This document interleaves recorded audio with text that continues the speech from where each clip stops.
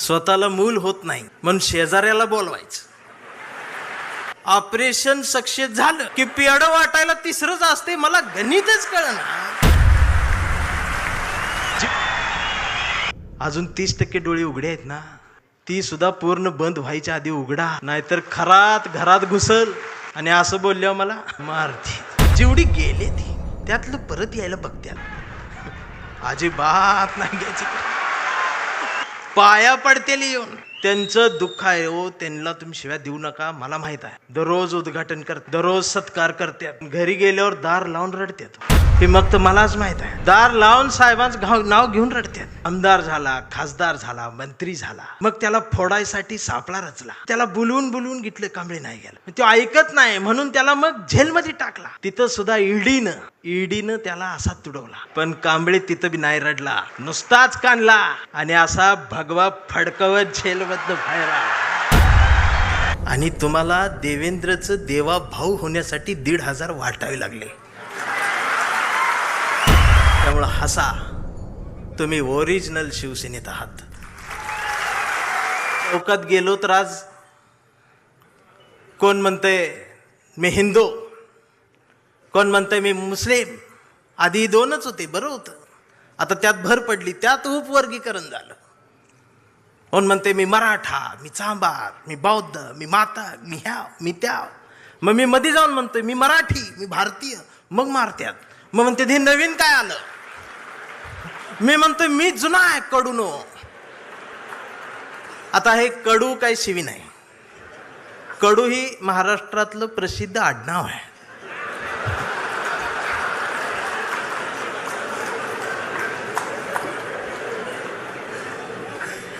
मी भारतीय म्हणल्यावर मारते. हे नवीन काय आलं. मी म्हणतोय मी जुना आहे, तुम्ही नवीन आहे, मग अजून मारते.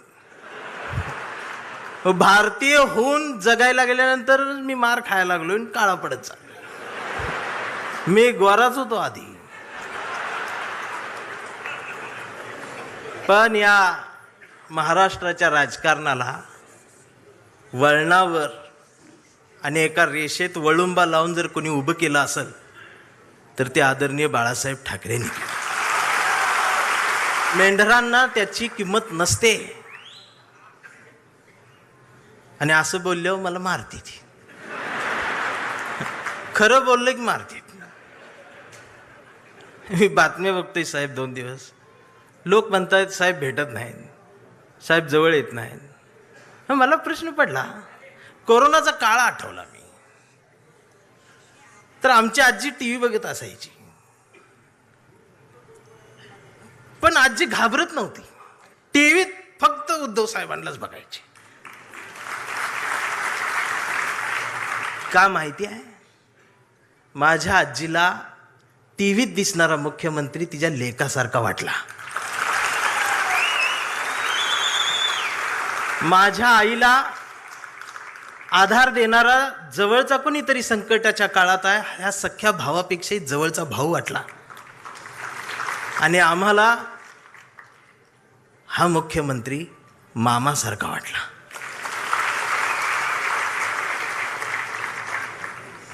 ही न भेटता सुद्धा नाती तयार झाली.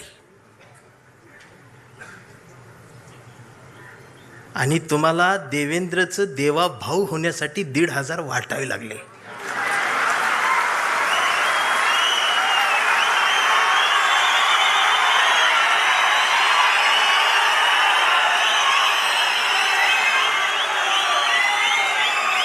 आणि बहिणीच्या ताटात दिलेली मतांसाठी जी ओवाळणी निवडून आल्यानंतर ती काढून घ्यायलाही भाऊ विसरला नाही.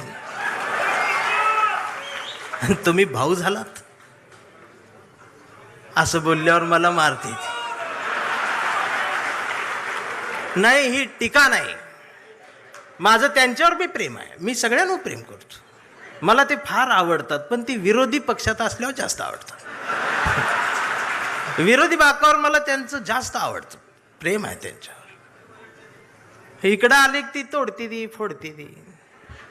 तोडा फोडा राजकारण करा. या राजकारणाची व्याख्या आता बदलली पाहिजे. माणसं जोडा, घडा आणि मराठी मन घडवा. शिवसैनिकांनी या 60 वर्षात खूप काय पाहिलेलं आहे. 2 भावांच्या रात्रभर रडून भिजलेल्या उषा सुद्धा शिवसैनिकांनी पाहिल्या.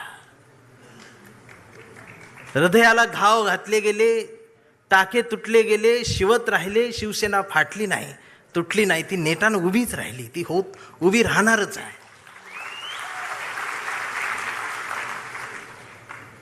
आणि मला माझ्याकडे आज बघितल्यानंतर बरेच मला म्हणतील की आज हा इकडं कसा, हा पुरोगामी चेहरा इकडं कसा. होय, मी आहे पुरोगामी, फुलेशाह आंबेडकरवादी, पण मी कट्टर नाही. माझं प्रतिगाम्यांवरती प्रेम आहे, माझं प्रत्येक माणसावर प्रेम आहे, माझं या देशावर प्रेम आहे, भारतावर प्रेम आहे, माय मराठी मातीवर प्रेम आहे. आणि मला फोन कुणाचा आलता माहीत आहे? संजय राऊत साहेबांचा फोन आलता.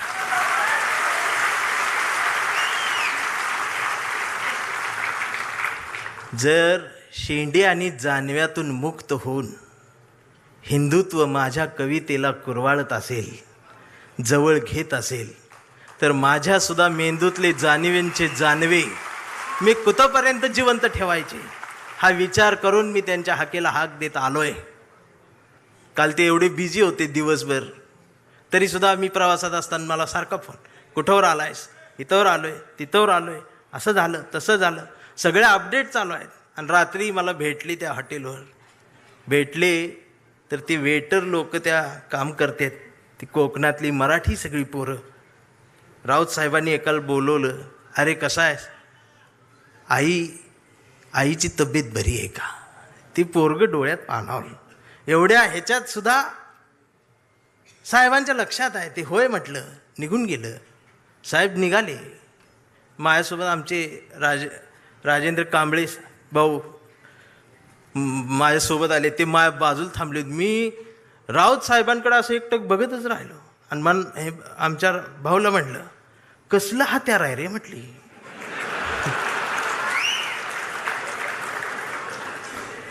आमचं राजाभाऊ म्हटलं, धारदार आहे.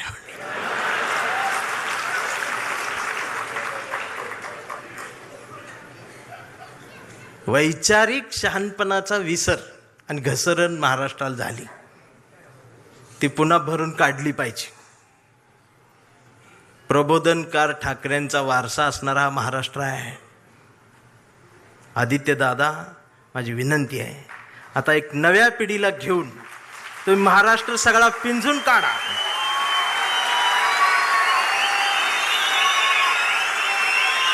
मुंबईत काय आहे काय नाही मला माहित नाही, पण मी महाराष्ट्र सगळा एसटीन फिरतोय. एसटीच्या खिडकीतून मी महाराष्ट्र बघतोय. गावगाड्यावरती प्रबोधनकार ठाकरेंनी, बाळासाहेब ठाकरेंनी जे पेरलेलं आहे ते उगवलेलं आहे. त्याला जर त्यांच्या नातवानं पाणी घातलं ना,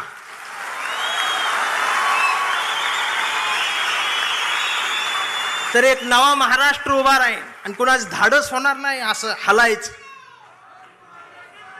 म्हणून आम्ही प्रेम करणारी माणसं आहोत. हा आवाज कायम असाच राहू द्या. महाराष्ट्राला याची गरज आहे.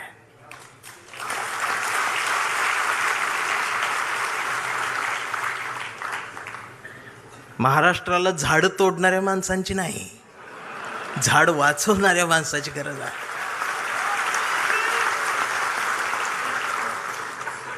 काय तोडलं पाहिजे? भविष्य दाखवण्यासाठी पुढं आलेला हात तोडला पाहिजे. भविष्य बघण्यासाठी उघडलेला डोळा फोडला पाहिजे. आम्ही गाडगे बाबांचा खराटा सोडला आणि बागेश्वर बाबाचं बॉट धरलं.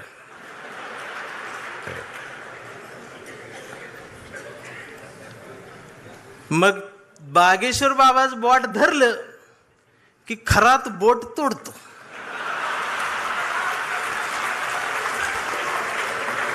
ही बोट तोडते ती. याला अनामिका म्हणतात हे मला तेव्हा कळलं. नाहीतर मी करंगळी जवळचं बोट एवढंच त्याला म्हणायचं. ही बोट तोडते.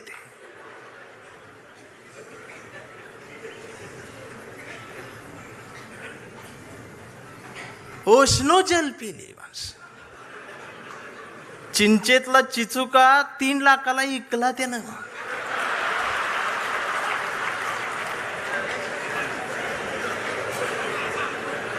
म्हणून म्हटलं लय चांगलं झालं, गेली ती लय बरं झालं, ही तर नाही ती. आणि प्रबोधनकार ठाकरेंच्या वारशाजवळ ही असली नकोच, ती लांब असल्यालाच बरं. मी काल लातूरवरनं यायला लागलोय, मी धाराशिवच्या मातीला स्पर्श करून आलोय. ओम दादा,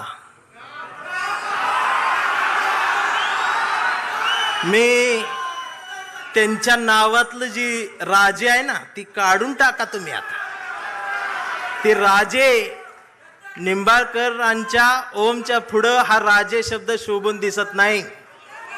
हा राजेचा शब्द आमच्या वाजेंच्या राजाभाऊंला शोभून दिसत असतो, इतरांना त्याचा अंदाज येत नाही. राजाभाऊंच्या मला बोलू दे गिरा, नंतर अजून वाघाची डरकाळी बाकी आहे.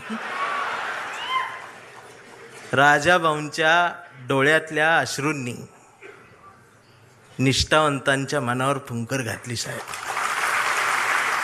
हे जो तुम्ही संस्कार दिला, हा संस्कार फक्त शिवसैनिकांसाठी नाही, या आमच्या पिढीतल्या येणाऱ्या कितीतरी पिढ्यांना तुमच्या डोळ्यातल्या अश्रू खूप काही शिकवून जातील. आम्हाला जोडायचा आहे, माणूस जोडायचा आहे.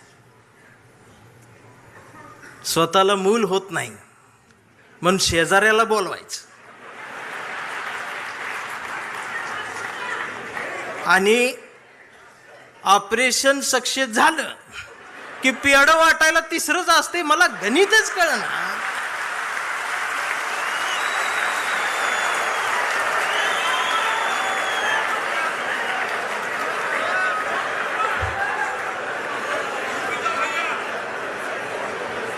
आमच्या अंबादास दानवे साहेब आहेत.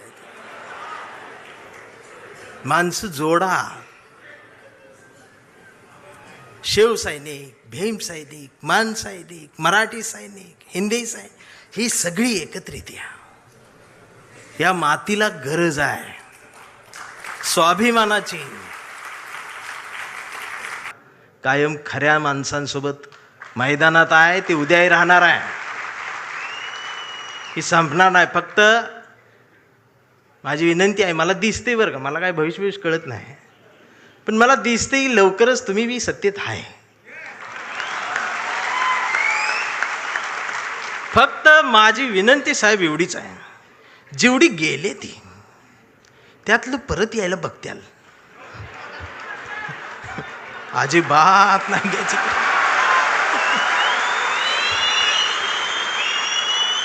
पाया पडतेल येऊन.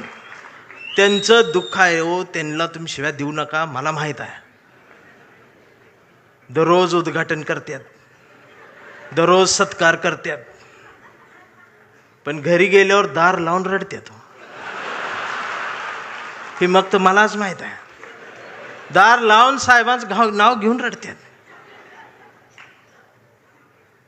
मी म्हणतोय त्यांना, मी येऊ खांदा द्यायला नको म्हणते. मी काय भीत नाही. 40-50 वर्षापूर्वीचा जो शिवसैनिकाचा दरारा होता ना, तो दरारा पाहिजे मला परत मुंबईत आल्यावर.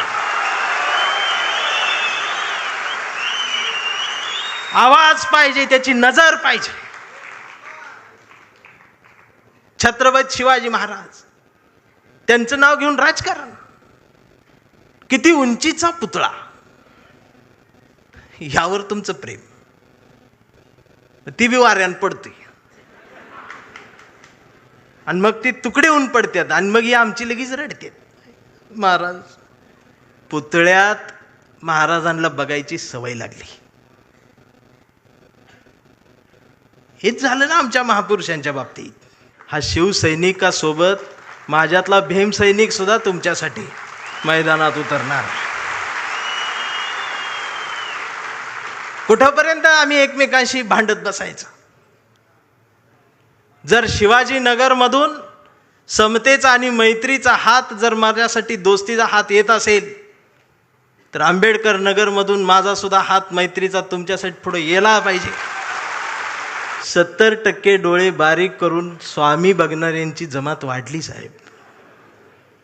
अजून 30% डोळे उघडे आहेत ना, ती सुद्धा पूर्ण बंद व्हायच्या आधी उघडा, नाहीतर खरात घरात घुसल. आणि असं बोलल्यावर मला मारती. परवा कांबळेच्या मुलानं मोबाईल बघत अर्धा डोळा बारीक करत कांबळेला विचारलं, डॅडा, महाराष्ट्र म्हणजे काय डॅडा? स्वाभिमान म्हणजे काय डॅडा? प्रबोधनकार ठाकरे कोण होते डॅडा? फुले शाहू आंबेडकर कोण डॅडा? आणि शिवाजी महाराज खरंच जन्माला आले होते डॅडा? आता मात्र कांबळे पेटला. अरार म्हटला, गावभर पेरलं आणि घरातच नाही उगवलं. म्हणून त्यानं दार लावून पोरालाच असा तुडवला. पण चिरंजीव कांबळे हुशार, तो पण नाही रडला, तो दोनदा काढला करून.